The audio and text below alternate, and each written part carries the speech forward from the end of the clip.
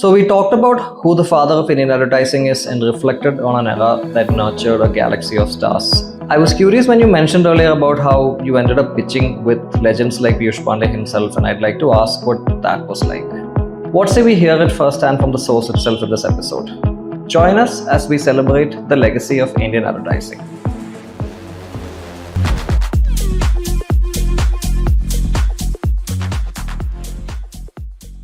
എൻ്റെ രണ്ട് അനുഭവങ്ങളുണ്ടായിട്ടുണ്ട്. അതായത് ഒന്ന്, ഞങ്ങൾ ഈ ബാങ്ക് ഓഫ് ഇന്ത്യയുടെ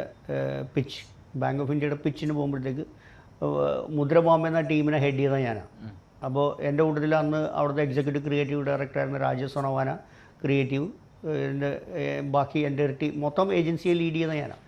അപ്പോൾ നമ്മൾ പ്രസൻറ്റ് ചെയ്യുന്നത് നമ്മളവിടെ ചെല്ലുമ്പോൾ ഏജൻസികൾക്കെല്ലാം കൂടി ഇരിക്കാനായിട്ടൊരു മുറി തരുന്നത് മിലിറ്ററിയാണ്. നമ്മളിപ്പോൾ നമ്മുടെ കേരള ടൂറിസത്തിൻ്റെയൊക്കെ പ്രസിഡന്റ് ചെയ്യുമ്പോൾ നമ്മൾ ഇവിടെ നിന്ന് കൂടെ ഏജൻസികളെല്ലാം അവിടെ മീറ്റ് ചെയ്യും. എന്നിട്ട് ഓരോരോ ഗ്യാങ്ങായിട്ട് അവിടെ ഇങ്ങനെ ഇരിക്കും. നമ്മുടെ സമയമാകുമ്പോൾ നമ്മളെ വിളിക്കും.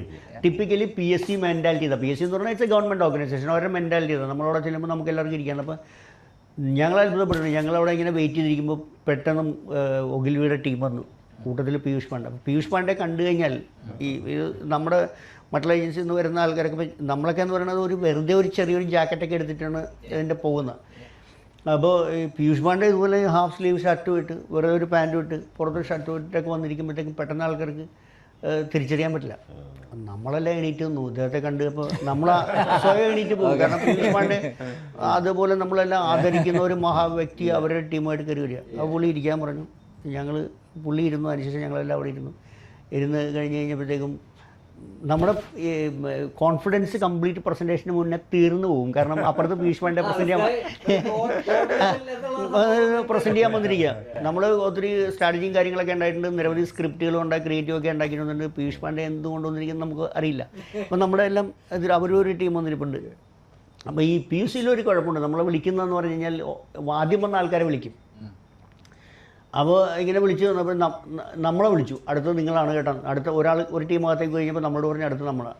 അപ്പോൾ രാജേഷ് സോണവാനെ എനിക്ക് നോക്കി, നമുക്ക് പീയൂഷിനോട് പോകാൻ പറയാം.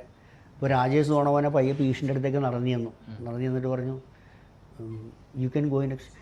നത്തിങ് ലൈക്ക് യു ഗോ എന്ന് പറഞ്ഞിട്ട് രാജേഷ് സോണവാനയുടെ മുതുകത്തൊക്കെ തട്ടി പീയൂഷ് ഷേക്ക് ഹാൻഡ് കൊടുത്ത് ഓൾ ദി ബെസ്റ്റ് ഒക്കെ പറഞ്ഞു. ഞങ്ങൾ അദ്ദേഹത്തെ നോക്കി പയ്യ അകത്തേക്ക് കയറി. ഞങ്ങളുടെ പ്രസൻറ്റേഷൻ കഴിഞ്ഞ് തിരിച്ചു പോകണ വഴിക്ക് ഞങ്ങളൊരു നമസ്തേ കൊടുത്തു. പീയൂഷ് പാണ്ഡേക്ക് തിരിച്ചു പോയി.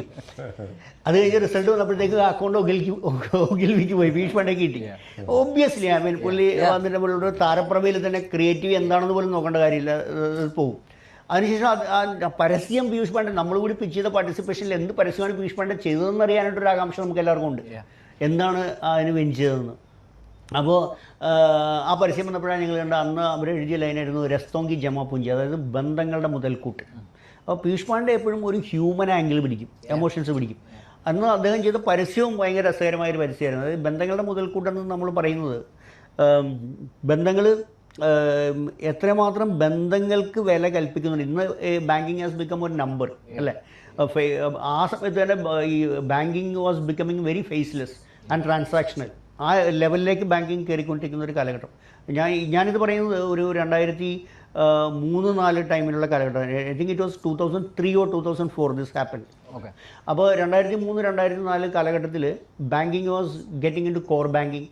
നമുക്കിനിപ്പോൾ ബാങ്കിൽ ചെല്ലാണ്ട് തന്നെ ബാങ്കിങ് ചെയ്യാം. ഇപ്പോഴത്തെ കാലഘട്ടത്തിൽ നമ്മുടെ ഓഫീസിൽ വരുന്ന പിള്ളേർ ബാങ്ക് കാണാണ്ട് തന്നെയാണ് അക്കൗണ്ട് തുറക്കുന്നത്.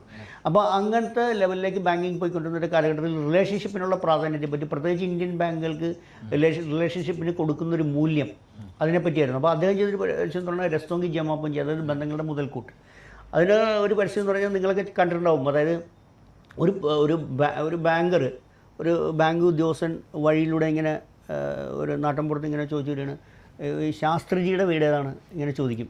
അപ്പോൾ ഇങ്ങനെ ആൾക്കാർ പറയും അല്ലേ, ശാസ്ത്രിജിയുടെ വീട് ഇങ്ങനെ അങ്ങോട്ട് പോയാൽ വഴിയൊക്കെ പറഞ്ഞു കൊടുക്കും. പണ്ട് എങ്ങനെയാണല്ലോ, ഇന്നിപ്പോൾ ആൾക്കാർ ഗൂഗിൾ മാപ്പ് ചോദിക്കും. പണ്ട് നമ്മൾ വഴി ചോദിച്ചും പറഞ്ഞല്ലോ. അപ്പോൾ ഈ ഉദ്യോഗസ്ഥൻ ഇങ്ങനെ കയറി വരുമ്പോൾ ഇയാൾ ഈ നോർത്ത് ഇന്ത്യയിലെ ഗുജറാത്ത് പോലുള്ളൊരു പ്രദേശമാണ് കാണിക്കുന്നത്. അപ്പോൾ ഈ ഒരു 70-76 വയസ്സ് 78 വയസ്സ് തോന്നിക്കുന്ന ഒരു ആൾ പട്ടം പറത്തിക്കൊണ്ടിരിക്കുക. കുറച്ച് കുട്ടികളൊക്കെ കൂട്ടത്തിൽ കളിക്കുന്നുണ്ട്. അപ്പോൾ ഇയാളെ കാണുമ്പോഴത്തേക്കും ഈ ബാങ്കറുടെ മുഖത്തൊരു സംതൃപ്തിയും സന്തോഷമൊക്കെ വരും. ശാസ്ത്രിജി അപ്പോൾ ശാസ്ത്രിജി ഇന്നലെ 30-ാം തീയതി ആയിരുന്നു, കണ്ടില്ലല്ലോ ബാങ്കിൽ. 30 അറിയുമ്പോഴത്തേക്കും ഈ ശാസ്ത്രീയ ഇങ്ങോട്ട് കുട്ടികളെടുത്ത് ഇവൻ എൻ്റെ അടുത്ത് 29 പറഞ്ഞതെന്ന് പറയും. അപ്പോൾ കുട്ടികൾ പറ്റിച്ചതുകൊണ്ടാണ് പുള്ളിക്ക് പോകാൻ പറ്റാത്തതെന്ന് പറയും. അപ്പോൾ ഉടനെ ഇത് പുള്ളിയുടെ ചെക്ക് കൊടുക്കും, പുള്ളി അത് മേടിക്കും. എന്നിട്ട് ഇത് ഈ ബാങ്കറോട് ചോദിച്ചിട്ട് പറയും ചായ കുടിക്കണോ എന്ന് ചോദിക്കും. ഒരു ചായ ആയാലോ എന്ന് ചോദിക്കും. അപ്പോൾ അയാൾ കുടിക്കാം എന്ന് പറയും. എന്നാൽ ഉണ്ടാക്കിക്കോ ഒരു കപ്പ് എനിക്ക് കൂടിയെന്ന് ബാങ്കറോട് പറയും. അപ്പോൾ ബാങ്കറോട് ചായ ഉണ്ടാക്കി പറയും. അതായത് അത്രയധികം ഒരു എമോഷണൽ ബോണ്ട്, ആത്മബന്ധം ഉണ്ട് എന്നൊരു കാണിക്കും. അപ്പോൾ ഈ പെൻഷനേഴ്സിനൊരു സ്വഭാവമുണ്ട്. നമ്മൾ ബാങ്കുകളിൽ ചെന്ന് കണ്ടിട്ടുണ്ടെങ്കിൽ കാണും, ഈ ബാങ്കിൽ ചെന്ന് കഴിഞ്ഞാൽ ഇവർക്ക് 30 പെൻഷൻ മേടിക്കാൻ പോലും എന്ന് പറഞ്ഞാൽ ഒരു ആഹ്ലാദകരമായ സംഭവമാണ്. ഇവർക്കൊരു ഔട്ടിംഗ് ആണ്. ബാങ്കിൽ ചെല്ലുക, അവിടെയുള്ള കുറേ പേരുടെയൊക്കെ സംസാരിക്കുക, ഒരു 1-2 മണിക്കൂറൊക്കെ അവിടെ സംസാരിച്ച് പെൻഷനൊക്കെ മേടിച്ച് പിന്നെ തിരിച്ച് വരുന്ന വഴിക്ക് അവരുടെ സുഹൃത്തുക്കളെ കണ്ടെങ്കിൽ ബന്ധങ്ങൾക്ക് ഭയങ്കര ഇമ്പോർട്ടൻസ് കൽപ്പിക്കുന്ന ആൾക്കാർ. അതായത് ഈ പച്ചയായ നമ്മുടെ നാട്ടിൽ നടക്കുന്ന അനുഭവങ്ങളിലെ ഇത് പകർത്തിയെടുക്കുന്നതിൽ പീയൂഷ് പാണ്ഡേക്ക് ഉള്ള ഒരു കഴിവ് അത് ഭയങ്കര ഇതായിരുന്നു. അത് ആ ഒപ്പിയെടുക്കും പുള്ളി. ആ പച്ചയായ ജീവിതം ഒപ്പിയെടുത്ത് നമ്മളിങ്ങനെ സ്ക്രീനിൽ കാണിച്ചു തരും. അതൊന്ന് ഭയങ്കര ഹിറ്റായി. പക്ഷെ അപ്പോൾ പീയൂഷ് പാണ്ഡെ അത്ര പിന്നെ പുള്ളിയുടെ ഒരു ഞാൻ വേറെ രീതിയിൽ കണ്ടിട്ടുള്ളത് പലപ്പോഴും പിച്ചുകളിൽ കണ്ടിട്ടുള്ളൊരു സംഭവം, പുള്ളി നേരിട്ട് പോകേണ്ട കാര്യമില്ല. പുള്ളി ഒരു കാലഘട്ടം കഴിഞ്ഞപ്പോഴത്തേക്കും പീയൂഷ് പാണ്ഡെ ഈ ഷിഫ്റ്റ് ടു ഗോവ. അപ്പോൾ ബോംബെയിലാണ് ഓഫീസ്, വല്ലപ്പോഴൊക്കെ ബോംബെയിൽ പോകുള്ളൂ. അപ്പോൾ പുള്ളി ഗോവയിലാണ് താമസം. പുള്ളി ഈസ് ടു എൻജോയ് ലൈഫ്. അപ്പോൾ ആൾക്കാർക്ക് പിച്ചിനും കാര്യങ്ങളൊക്കെ പോകണമല്ലോ. പോകുമ്പോഴത്തേക്ക് ഇവിടെ നിന്ന് പുള്ളിയെ വിളിച്ച് ക്രിയേറ്റിംഗ് കാര്യങ്ങളൊക്കെ പറയുമ്പോഴത്തേക്കും is to record on video Piyush പാണ്ഡെയുടെ. അപ്പോൾ ഇവിടെ ക്ലയൻറ്റ് എടുത്ത് പറയും ആരൊക്കെ വരുന്നുണ്ടെന്നിരിക്കുമ്പോൾ മിക്കവാറും പീയൂഷ് പാണ്ഡെ ഉണ്ടാവും എന്നൊക്കെ പറയുമ്പോൾ ക്ലയൻറ്റ് ഇങ്ങനെ ആൻറ്റിസിപ്പേഷനിലിരിക്കും, മൾട്ടി ഏജൻസി പിച്ചൊക്കെ ഇരിക്കും. അത് ഇരിക്കുമ്പോൾ ആദ്യം ഇവർ വന്നിട്ട് ഒഗിലിൽ നിന്ന് വന്നിട്ട് ഇവർ പറയും, ഇപ്പോൾ ചെയർമാനോട് പറയും Piyush wanted to come, unfortunately he couldn't come, there was last minute something popped up, he couldn't make it but he has a message for you എന്ന് പറയും. എന്നിട്ട് ഇവർ പ്രസൻറ്റേഷൻ തുടങ്ങുന്നതിന് മുമ്പ് ആദ്യമായിട്ട് പീയൂഷ് പാണ്ഡെയുടെ വീഡിയോ അങ്ങോട്ട് പ്ലേ ചെയ്യും. ഓക്കെ. അപ്പോൾ പീയൂഷ് പാണ്ഡെ പറയും good morning partner, namaste. I use to address everyone partner. അപ്പോൾ ക്ലയൻറ്റിനെ പാർട്ട്ണർ എന്ന് വിളിക്കും. I wanted to personally come and meet you, all of you guys, and wanted to present these creatives. But my partners my team will present the idea today, and you can trust that idea has my blessings on it. കഴിഞ്ഞു. പുള്ളിയുടെ blessing ഉള്ള idea, പുള്ളി approve ചെയ്ത idea, Piyush Pandey പറയുന്നത് ഇത് idea will work എന്ന് പറഞ്ഞു കഴിഞ്ഞാൽ ആ presentation is one on that spot. അപ്പോൾ ഒരു പരിധി കഴിഞ്ഞപ്പോൾ Piyush Pandey, what I mean to say is that many agency heads never used to go into presentations. There are teams, like I said, we went for a Bank of India pitch. Me and my creative partner along with the team went and made the presentation. പക്ഷേ പീയൂഷ് പാണ്ഡെ അങ്ങനെയായിരുന്നില്ല. Piyush Pande is to give an importance to that business. അതുകൊണ്ടാണ് പുള്ളി വ്യക്തിപരമായിട്ട് ആ പ്രസൻറ്റേഷനിൽ പോകാൻ ആഗ്രഹിച്ചത്. പറ്റാത്ത സ്ഥലത്ത് ഇതുപോലത്തെ വീഡിയോ ചെല്ലും. ആ one video message is enough. അങ്ങനത്തെ ഒരു ഓറ ഉണ്ട്. ആ ഓറ ഇതിന് മുമ്പ് ഉണ്ടായിരുന്ന അലിക് പദംസിക്ക് മാത്രമാണ്. Alik Padamsi had that aura. Alik Padamsi is there in that room, the others is to melt. Because he was one larger than life figure. Your presence in the room only makes that, brilliant mind. Brilliant mind. അപ്പോൾ അങ്ങനത്തെ അഡ്വർടൈസിങ്ങിൽ അത്തരം ഒത്തിരി പ്രതിഭകളുണ്ടായിരുന്നു. Muhammad Khan was one such person, Subhash Ghosal was one such person.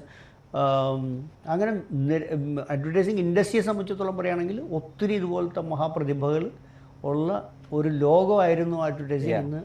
ഇത് ഇപ്പോൾ പറഞ്ഞ പോലെ തന്നെ ഇത് this whole all these people, all this talent, everything came from ചെറിയൊരു പൂൾ ഓഫ് ഇൻ്റർ കണക്റ്റഡ് ഒരു കമ്മ്യൂണിറ്റി എന്ന് പറഞ്ഞ പോലെ തന്നെയാണ് ഇപ്പോൾ പറഞ്ഞു വരുമ്പോൾ നമ്മുടെ കൊച്ചിനിലത്തെ ആഡ് സീൻ ഇവോൾവ് ആയതും ഡെവലപ്പ് ആയേക്കണം. അതിൻ്റെ ഒരു ഹിസ്റ്ററി എന്ന് പറയാൻ നേരത്ത് കൊച്ചിയിൽ ഇതുപോലെ തന്നെ when my father is working in Mudra, അവിടെ അറിയപ്പെട്ട കുറേ ഏജൻസികളില്ല. We are living now in an era where you don't need a new agency unless you're actually bringing something valuable to the table. അപ്പോൾ അന്നത്തെ കാലഘട്ടത്തും ഇതുപോലെ തന്നെ മുദ്ര മറ്റൊരു അഡ്വർടൈസിങ് ഒരു ഇൻസ്റ്റിറ്റ്യൂഷൻ പോലത്തെ ഒരു സംഭവമായിട്ട് അവിടെ നിന്ന് പഠിച്ചിറങ്ങിയ ആൾക്കാരാണ് പുതിയ ഏജൻസി തുടങ്ങിയേക്കണം എന്നുള്ള പോലത്തെ അങ്ങനത്തെ ഒരു കൾച്ചർ ക്രിയേറ്റ് ചെയ്തൊരു സംഭവം. കൊച്ചിയെ സംബന്ധിച്ചിടത്തോളം കൊച്ചിയിൽ നമ്മളിപ്പോൾ കാണുന്ന നിരവധി ഏജൻസികൾ, മുദ്ര പോലും ഇവിടെ ഒരു ഇൻസ്റ്റിറ്റ്യൂട്ട് ആയിരുന്നു. മുദ്ര എന്ന് പറയുന്ന ഒരു ഇൻസ്റ്റിറ്റ്യൂട്ടിൽ നിന്ന് ബ്രാഞ്ച് ചെയ്യപ്പെട്ടിട്ടുള്ളതാണ് ഇന്നിവിടെ കേരളത്തിൽ കാണുന്ന ഒട്ടുമിക്ക ഏജൻസികൾ. മുദ്ര was A good school. Advertising കമ്മ്യൂണിറ്റിയിൽ നിങ്ങൾ നോർത്തിൽ വർക്ക് ചെയ്തപ്പോൾ ഒരു അഡ്വർടൈസിങ് ടാലൻറ്റ് പൂള് ഇതുപോലെ തന്നെ സ്പ്ലിറ്റായി പല ഭാഗങ്ങളിലേക്ക് ബ്രാഞ്ച് ഔട്ട് ചെയ്ത പോലത്തെ ഒരു സാധനം പറഞ്ഞു വരുമ്പോഴാണ് മുദ്ര കമ്മ്യൂണിക്കേഷൻസ് എന്ന് പറഞ്ഞ ഒരു ഏജൻസിയുടെ അപ്പോൾ where you have worked right south ഇന്ത്യയിലും ഇങ്ങനത്തെ ഒരു കൾച്ചറൽ ഷിഫ്റ്റ് ഇങ്ങനത്തെ ഒരു ഹിസ്റ്ററി റെപ്പറ്റേഷൻ പോലത്തെ ഒരു സാധനം ഹാസ് ഹാപ്പൻഡ് ഓവർ നമ്മുടെ ഒരു നിങ്ങളുടെ ഒരു ടൈം എസ്പെഷ്യലി റൈറ്റ്